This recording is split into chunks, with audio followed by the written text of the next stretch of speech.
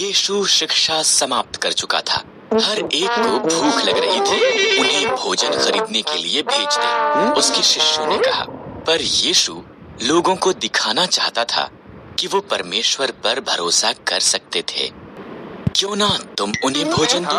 यीशु ने पूछा। सबके लिए भोजन खरीदने के लिए तो 1 साल का वेतन चाहिए। उसके शिष्य बोले, तुम्हारे पास कितना भोजन है? यीशु ने पूछा।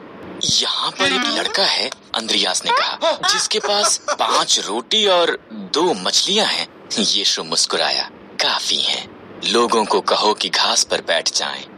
इस तरह लोग सब तरफ पहाड़ के पास बैठ गए। यीशु ने रोटी और मछली के लिए धन्यवाद किया।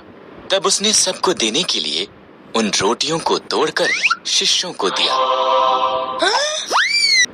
यीशु के शिष्यों ने रोटी और मछली पूरी भीड़ को दे दी। वहाँ पर 5000 पुरुष और बहुत सी स्त्रियां और बच्चे भी थे। सबने भर पेट खाया। इसके बाद शिष्यों ने बचे हुए टुकड़े इकट्ठा किए। केवल 5 रोटी और 2 मछलियों से 12 टोकरी भर गई थीं। लोग जानते थे कि वो उनकी देखरेख के लिए परमेश्वर पर भरोसा कर सकते थे। याईर, एक आराधनालय का अगुआ, यीशु के पांवों में गिर पड़ा। मेरी छोटी सी बेटी मर रही है। वो रोया। अगर तुम उस पर अपना हाथ रखो, मैं जानता हूँ कि वो चंगी हो जाएगी। भीड़ में से रास्ता बनाते वो याईर के घर से आए कुछ मनुष्यों से मिला। तेरी बेटी तो मर चुकी है, उन्होंने कहा। मत डर, यीशु ने कहा, विश्वास कर तो तेरी लड़की चंगी हो जाएगी।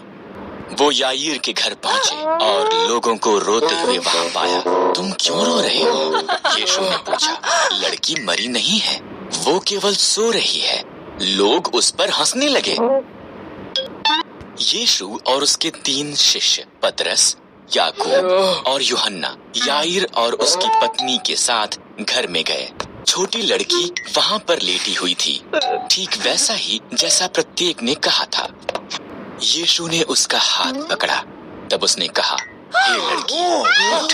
और वो उठ गई। वो यहाँ तक कि पूरे कमरे में चली भी।